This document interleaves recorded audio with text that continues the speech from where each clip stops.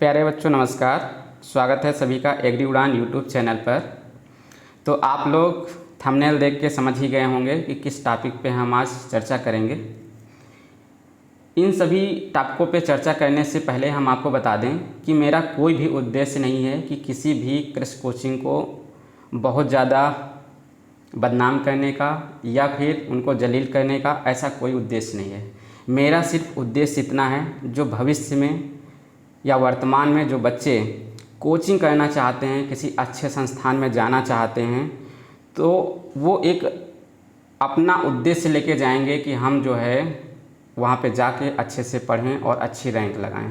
ठीक है, तो अपने उज्जवल भविष्य के लिए कानपुर या किसी संस्थान में कोचिंग करना चाहते हैं तो उनको जानकारी होनी चाहिए कि ये जो कोचिंग संस्थान वाले हैं बहुत ज़्यादा इस समय, जैसे रिजल्ट निकला है यूपी कैटेट का, यहाँ पे जो रैंकें आई हैं इसका बहुत बड़ा खेल कर रहे हैं, मिसगाइड कर रहे हैं बच्चों को।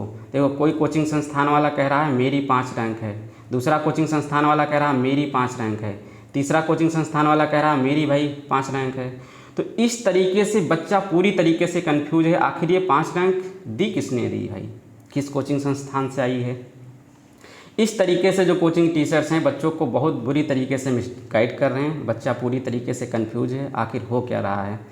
कुछ टीचर्स तो ऐसा है कि भरतनाट्यम कर रहे हैं भाई, पूरा मतलब वही कहावत है हमारे यहाँ पे कि थोथा चना बाजे घना, मतलब समझ रहे हैं कि आप जो चने के अंदर दाना कम होता है वो बहुत ज़्यादा बचता है, वो वाला हाल है कि भाई कुछ है कुछ नहीं, लेकिन सिर्फ दिखावा कर रहे हैं, हमने ये कर दिया, हमने पूरा यूपी के अंदर परचम लहरा दिया, ऐसा कर दिया वैसा कर दिया। ठीक है, आप अच्छा रिजल्ट दीजिए, बच्चों का भविष्य है, बच्चे अच्छा उसमें परफॉर्मेंस करेंगे, उनका भविष्य बनेगा, बहुत बेहतर चीज़ है। आप उसका मतलब जो मन आए वो करिए, बच्चों का मनोबल बढ़ाइए, अच्छी अच्छी चीज़ें करिए, बेहतर चीज़ें हैं, पर मिसगाइड करके नहीं कहना चाहिए। भाई आप वास्तविक चीज़ों को बताइए, बच्चे को वास्तविक चीज़ों से रूबरू करवाइए, उसके बाद आप करिए वो चीज़ें। अच्छा, हम जो चर्चा करने वाले हैं सारी चर्चाएं करेंगे, लेकिन उससे पहले जान लीजिए कि यूपी कैटेट में कैसे रैंक बनती है, इस पे भी चर्चा करेंगे। किस रैंक से आपकी काउंसलिंग होती है, हम इस पे भी चर्चा करेंगे। तो चलिए एक एक चीज़ों पे हम चर्चा कर लेते हैं। थोड़ा सा पहले कुछ चीज़ें जान लेंगे जिससे आप लोगों को पता चल सके कि आखिर हम बात क्या करने वाले हैं, इन कोचिंगों के बारे में आपको क्या बताने वाले हैं, और आपको भविष्य में कोचिंग करने जाना है तो क्या सोच के जाना है, किसके पास जाना है, ये सब चीज़ें आपको क्लियर हो जाएंगी यहाँ पर। ठीक है, तो सबसे पहले देख लेते हैं, एक जो यूपी कैटेट है वो जो पेपर कराता है उसमें बीएससी एग्रीकल्चर के लिए, एमएससी एग्रीकल्चर के लिए और पीएचडी के लिए बच्चे अपीयर होते हैं, अप्लाई करते हैं, वहाँ पे अपना एडमिशन लेके पढ़ाई करते हैं। तो इनकी जो हम बात करने वाले हैं यहाँ पे बीएससी एजी के लिए करके, बीएससी एजी में जैसे हार्टिकल्चर, एग्रीकल्चर है, कई सारे सब्जेक्ट हैं, उन सभी पे बात करेंगे हम, मतलब ग्रेजुएशन के लिए बात कर रहे हैं। तो यहाँ पर जो यूपी कैटेट में बच्चे अपीयर होते हैं, बच्चे एग्ज़ाम देते हैं, वो कौन कौन से ग्रुप के होते हैं। एक तो मैथ ग्रुप होता है, ठीक है, दूसरा बायो ग्रुप के बच्चे होते हैं, तीसरा एग्रीकल्चर ग्रुप के बच्चे होते हैं, चौथा होम साइंस के लिए बच्चे इसमें अप्लाई करते हैं। इस तरीके से बीएससी जो ग्रेजुएशन के लिए बच्चे जाते हैं वो करते हैं। अच्छा, मान लीजिए पूरे यूपी कैटेट में जिन बच्चों ने एग्ज़ाम दिया वो 20,000 बच्चों ने एग्ज़ाम दिया। कितने? 20,000 बच्चों ने एग्ज़ाम दे दिया। अब जो उनकी कंबाइंड यूजी रैंक बनेगी वो 1 से लेकर के 20,000 तक बनेगी। कितनी? 1 से लेकर के 20,000 तक कंबाइंड यूजी रैंक बनेगी। दूसरा विकल्प यहाँ पे आपके सामने दे रखा है कि कंबाइंड कैटेगरी रैंक। अब क्या होता है, जैसे मैथ का बच्चा है, बायो का बच्चा है, एग्रीकल्चर का है, होम साइंस का है, इनमें सब में टोटल बच्चों को मिला करके कुछ बच्चे क्या होंगे, एससी के बच्चे होंगे, कुछ बच्चे ओबीसी के बच्चे होंगे, कुछ बच्चे एसटी के बच्चे होंगे, बाकी जनरल होंगे। तो जनरल की तो अभी के तौर पे यही चलता रहेगा जो कंबाइंड यूजी रैंक है। बाकी कैटेगरी रैंक में यहाँ सब बच्चों को मिला करके देखिए, एससी की 1 होगी, ओबीसी की भी 1 होगी और मान लीजिए एसटी की भी 1 होगी, लेकिन सब में मैथ, बायो और एग्रीकल्चर सारे ग्रुप में मिला करके 1 2 3 4 5 ऐसे शुरू होंगी। ठीक, कैटेगरी वाइज अगर बात करेंगे। अब बात आती है ग्रुप रैंक क्या होती है, पहले ये जान लेते हैं। ग्रुप में क्या होता है, जैसे मान लीजिए यहाँ पे एग्रीकल्चर का है, हम एक एग्रीकल्चर को लेकर चलते हैं, आप मैथ बायो सारे ग्रुप समझ लेना। एग्रीकल्चर के यूपी कैटेट में 10,000 बच्चों ने अप्लाई किया फॉर्म को। ठीक है, अब 10,000 जो बच्चे एग्ज़ाम दे करके आए हैं, जो उनकी रैंक आएगी वो ग्रुप मतलब एग्रीकल्चर ग्रुप में जो रैंक आएगी वो 1 से लेकर के 10,000 तक बनेगी। इसी तरीके से बायो, मान लीजिए बायो का कोई बच्चा है, जितने बच्चे बायो के बैठे हैं तो बायो ग्रुप के मान लीजिए 5,000 बच्चे बैठे हैं, तो 1 से लेकर के 5,000 तक रैंक उनकी ग्रुप रैंक दिखाई जाएगी। इसी तरीके से मैथ के मान लीजिए 5,000 या 3,000 बच्चे बैठे हैं तो 3,000 तक जो है 1 से लेकर के 3,000 तक ग्रुप रैंक जो दिखाई जाएगी, 1 से शुरुआत होगी उनकी भी और 3,000 तक जाएगी वो उनकी ग्रुप रैंक होगी। अब सबसे बड़ा खेल जो है वो क्या है, ग्रुप कैटेगरी रैंक का है। क्या है, ग्रुप कैटेगरी रैंक। तो भाई आपके सामने मैथ हो गया ग्रुप, इसके साथ साथ में बायो ग्रुप हो गया, इसके साथ साथ में एग्रीकल्चर ग्रुप हो गया, एजी ग्रुप हो गया, ठीक है। अब मैथ के जो बच्चे होंगे उसमें भी क्या होंगे, एससी के बच्चे होंगे, ओबीसी के बच्चे होंगे और एसटी के बच्चे होंगे। बाकी जनरल की यहाँ पे सीधा सीधा एक ग्रुप रैंक बनती है और एक कंबाइंड यूजी रैंक बनती है, उनसे जनरल में ऐसा होता है, ठीक। एग्रीकल्चर में सेम, देखो सेम बायो में यही रहेगा, सेम एग्रीकल्चर में यही रहेगा। अब होगा क्या, सबसे पहले जो यहाँ पे ग्रुप कैटेगरी रैंक बनेगी, मतलब उनके एग्रीकल्चर ग्रुप में, उनके बायो ग्रुप में, उनके मैथ ग्रुप में, तो तीनों की एक एक आएगी। जैसे मान लीजिए एक रैंक एससी वाले की है, एक रैंक ओबीसी वाले की है, एक रैंक एसटी वाले की है, ठीक, ये रैंकें बन गई। इसके बाद 2 रैंक एससी वाले की, 2 रैंक ओबीसी वाले की, 2 रैंक एसटी वाले की बनेगी।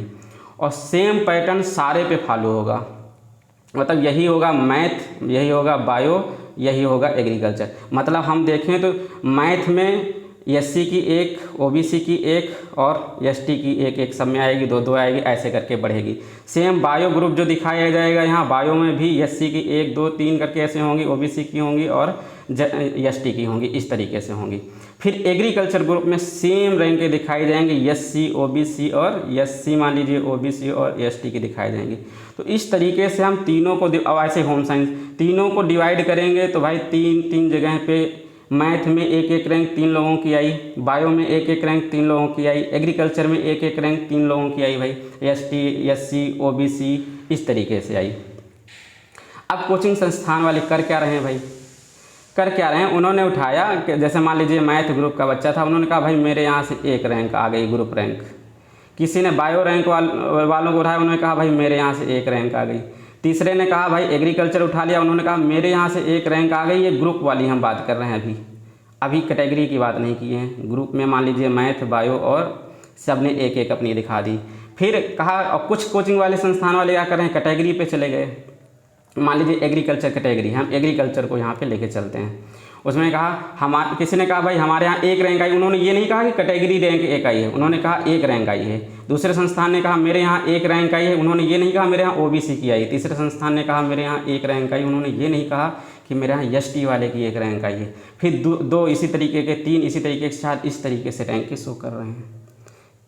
तो ये तो पूर्णतः आपको मिसगाइड कर रहे हैं। ये जो रैंकें बनती हैं तो रैंकें सभी कैटेगरी में अलग अलग बनती हैं, हर ग्रुप की अलग अलग बनती हैं। तो इस तरीके से आपको ये लोग मिसगाइड कर रहे हैं। ऐसे नहीं मिसगाइड करना चाहिए किसी कोचिंग वाले को। उनको बताना चाहिए कि हमारे यहाँ ये जो ग्रुप कैटेगरी रैंक है बच्चे की, मान लीजिए यहाँ पे जैसे 34 दे रखा है, कंबाइंड कैटेगरी रैंक दे रखा है, और ग्रुप रैंक दे रखा है एग्रीकल्चर मान लो 24 दे रखा है, और ग्रुप कैटेगरी रैंक दे रखी हो 5 दे रखी है। मान लो ये बच्चा ओबीसी का हो या एससी का हो तो उसकी एससी में 5 रैंक यहाँ दे रखी, बाकी ग्रुप से मतलब होता है। तो उनको बताना चाहिए ये बच्चे की रैंक ये वाली है, तब आप अच्छी तरीके से उन पर भरोसा कर सकते हैं। अच्छा, दूसरा हम आपसे क्या चर्चा करने वाले हैं कि भाई कैसे काउंसलिंग होती है, थोड़ा सा उसको समझ लेते हैं। देखिए, ये जो कंबाइंड रैंक है इसी के आधार पर काउंसलिंग होती है। इसमें मैथ बच्चा और बायो का बच्चा, इसके अलावा एजी का बच्चा, इसके अलावा होम साइंस का बच्चा सारा रहता है। अब मान लीजिए 1 से काउंसलिंग होना शुरू हुई, 1 2 3 रैंक ऐसे 4 रैंक ऐसे काउंसलिंग शुरू होगी। अब बायो, मान लीजिए इन 4 रैंकों में 2 बच्चे बायो के हैं, 2 बच्चे बायो के हैं।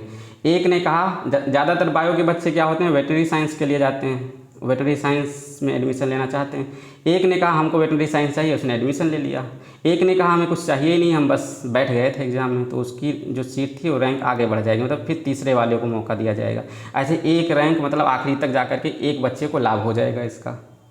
अब होता क्या है, जैसे मान लीजिए CSA में बच्चों को एडमिशन लेना है, एग्रीकल्चर ग्रुप की अगर हम बात कर लें, CSA में जाना है, तो पहले 1 से लेकर के मान लीजिए वही 90-92 सीटें जो भी इस समय CSA में फ्री सीट हो, 90 या फिर 88-90 में ऐसे ही कुछ सीटें होंगी, एग्जैक्ट नहीं है हमें, ठीक है।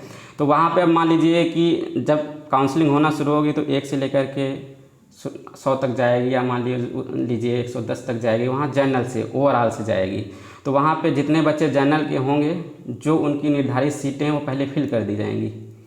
उसमें चाहे SC का बच्चा आ जाए, चाहे OBC का आ जाए, चाहे ST का आ जाए, चाहे जनरल का है, कंबाइंड रैंक से जाएगा। पहले कंबाइंड रैंक से देखा गया कि 100 तक जितना था जनरल की, जितनी जनरल पे अनारक्षित जो मतलब सीटें होती उन पे जो 100 तक बच्चे थे उनको पहले फिल कर दिया गया। अब देखा गया भाई नहीं, अब कैटेगरी चलेगी, तो जब कैटेगरी की जहाँ बात आ गई फिर यहाँ पे आ जाया जाता है, यहाँ से कैटेगरी देखी जाती है। मैथ वाले ने कहा नहीं हमको चाहिए, मेरी अच्छी कैटेगरी रैंक है तो उसको दे दिया जाएगा। उसने कहा नहीं चाहिए हमें, तो फिर ग्रुप में जाया जाता है कि भाई ग्रुप कैटेगरी रैंक के अनुसार दे दिया जाता है, ठीक। तो इस तरीके से काउंसलिंग चलती है।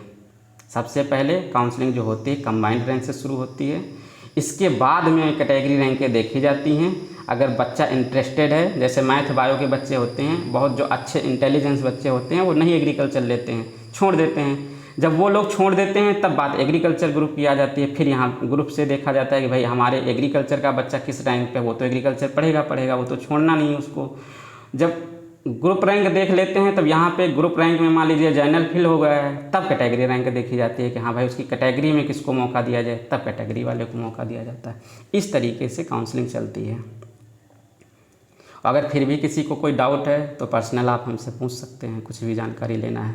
पर ये जो कोचिंग संस्थान वाले आपको मिसगाइड कर रहे हैं ये ठीक नहीं है। आप लोग जब भी काउंसलिंग कराएं या किसी संस्थान में कोचिंग करने जाएं तो आपके सीनियर्स होंगे जिनको देखकर आपने एग्रीकल्चर चूज किया होगा, या जो मैथ बायो से बच्चे हैं जिस उद्देश्य से उन्होंने एग्रीकल्चर को लिया है, तो अपने किसी सीनियर से, किसी जानने वाले से पूरी जानकारी लें कि कैसे क्या काउंसलिंग होती है, किस कोचिंग संस्थान में हमें जाना चाहिए, ज़मीनी स्तर पे उनकी क्या वैल्यू है। देखो सोशल मीडिया पे कुछ भी कोई कह सकता है, लेकिन वास्तविक जो ज़मीनी स्तर पे लोग हैं वहाँ पे किसकी क्या है वैल्यू है, किसकी ज़ुबान की कितनी वैल्यू है, टीचर किसके पास टीचर फैसिलिटी अच्छी है, टीचर जो पढ़ा रहे हैं अनुभव कितना है उनके पास। देखिए कई कोचिंग संस्थान हैं, जैसे आपके पास एक तो सर्वोत्तम एग्रीकल्चर एकेडमी है, अच्छी रैंक इस बार दी है। एक आदर्श एग्रीकल्चर एकेडमी है, ठीक है। इसके साथ साथ में एक जैसे न्यू सर्वोत्तम, बहुत बढ़िया कोचिंग रही है न्यू सर्वोत्तम भी अच्छी कोचिंग रही है। तो इन कोचिंगों की जैसे बात करें, अब जैसे इन्होंने दिखाया कि हमारे यहाँ जो ग्रुप रैंक के हैं वो 1 लगी है, कहा 2 लगी है हमारे यहाँ, इन्होंने कहा 5 हमारे यहाँ लगी है, 6 लगी है, इन्होंने कहा हमारे यहाँ 9 लगी है, इन्होंने कहा हमारे यहाँ 10 लगी। इन्होंने बता दिया कि हमारे यहाँ ग्रुप AG ग्रुप की रैंकें लगी हैं, हम एग्रीकल्चर वाले बच्चों को केवल पढ़ाते हैं। जैसे आदर्श वालों ने क्या किया, इन्होंने दिखाया रैंक, इन्होंने पूरा रिजल्ट दिखा दिया कि भाई हमारे यहाँ देखो ओवरऑल जो है हमारे यहाँ 31 रैंक है, ओवरऑल हमारे यहाँ 88 रैंक है, कंबाइंड UG रैंक। इन्होंने कहा मेरे यहाँ 107 है, इन्होंने कहा 114 है। इस तरीके से कई सारी रैंक इन्होंने दिखाई। कंबाइंड रैंक दिखा रहे हैं आपके सामने, तो आप इसमें फ्रॉड नहीं कर रहे हैं, ये सीधा आपको कंबाइंड रैंक दिखाई दे रहे हैं। उसके बाद इन्होंने कहा भाई मेरे यहाँ देखो कैटेगरी की 1 रैंक लगी है। तो इस तरीके से मतलब आपके सामने कंबाइंड रैंक दिख रही है, वास्तविक चीज़ों से आपको रूबरू करा रहे हैं। ऐसे न्यू सर्वोत्तम है, बहुत अच्छा संस्थान है, वहाँ भी अच्छी पढ़ाई होती है। तो देखिए पहले आप जाइए वहाँ रूबरू होइए कि भाई टीचर, वास्तविक टीचर जो है बच्चों को क्या देते हैं, बच्चों से कैसे इंटरेक्ट करते हैं, उनकी जो बातें हैं वो कैसे बच्चों को पढ़ाते हैं। अब देखिए जैसे मैथ बायो ग्रुप का है, मैथ बायो ग्रुप या आपने नाम सुना होगा Vivekananda agriculture academy, Rajveer sir पढ़ाया करते हैं, इतना शानदार पढ़ाते हैं। मुझे लगता है अब तक पिछला आप 15 साल का रिकॉर्ड उठा के देख लीजिए। जो एग्रीकल्चर के लिए वो केमिस्ट्री पढ़ाते हैं, जो बच्चे पढ़े होंगे और जो बच्चे इस वीडियो को देख रहे होंगे, जिन्होंने उनसे केमिस्ट्री पढ़ा होगा या काका दो के अंदर रह के पढ़ा होगा, वो जानते हैं उनकी वास्तविकता कि वो जो 25 क्वेश्चन एग्रीकल्चर में केमिस्ट्री के पूछे जाते हैं उनसे बेहतर कोई काका दो में नहीं पढ़ा सकता है। चैलेंज कर सकते हैं इस चीज़ को। अभी तक। अब बाद में कोई भविष्य में आ जाए तो हम इसको नहीं बता सकते हैं, ठीक है। तो ऐसे टीचरों पे ट्रस्ट कीजिए, उनसे मिलिए, उनसे जानिए कि सर कहाँ पढ़ा जाए, कहाँ कौन सा संस्थान अच्छा है। बाकी अपने सीनियरों से सलाह ले लीजिए।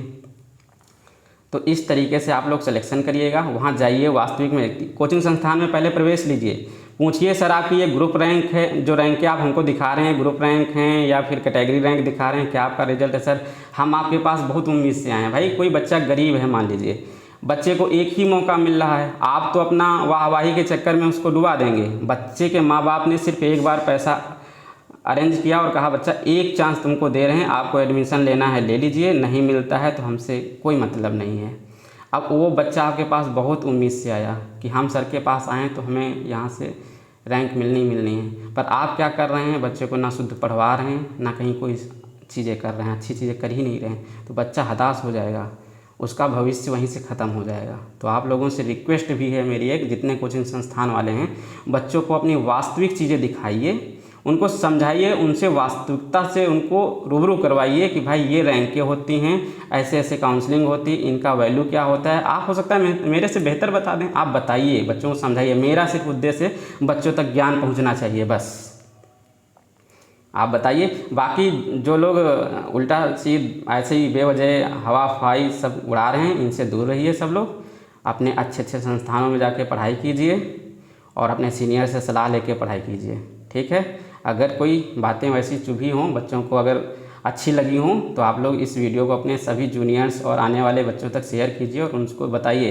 अगर कोई और डिटेल में जानकारी चाहिए तो हमें कमेंट कीजिए, हम उस पर भी वीडियो लेके आएंगे। बहुत अनुभव है, हमने भी सन 2018 में जो है 18 में कोचिंग में हमने दी थी ओवरऑल 4 रैंक, मतलब यूजी रैंक की, और ग्रुप की रैंक 2 दी है। 19 में एग्रीकल्चर में 1 रैंक दी थी। अब मान लीजिए अब वहाँ हम नहीं रहते हैं, पर ये है कि अच्छा है, जानकारी है, आपको सही सही चीज़ें बता सकते हैं, ठीक है। तो रैंकें अच्छी दी गई हैं अपने यहाँ से भी, तो उनके पास जाइए जिनके संस्थानों से अच्छी रैंकें निकली हैं। कुछ लोग तो बेवजह ढोल बजाए जा रहे हैं, तो ऐसा नहीं करना है, ठीक है। आप अपनी चीज़ों से देखिए और बढ़िया अच्छे संस्थान में जाइए। चलिए, थैंक यू सो मच सभी को। फिर नेक्स्ट वीडियो में कुछ जानकारी लेके आएंगे।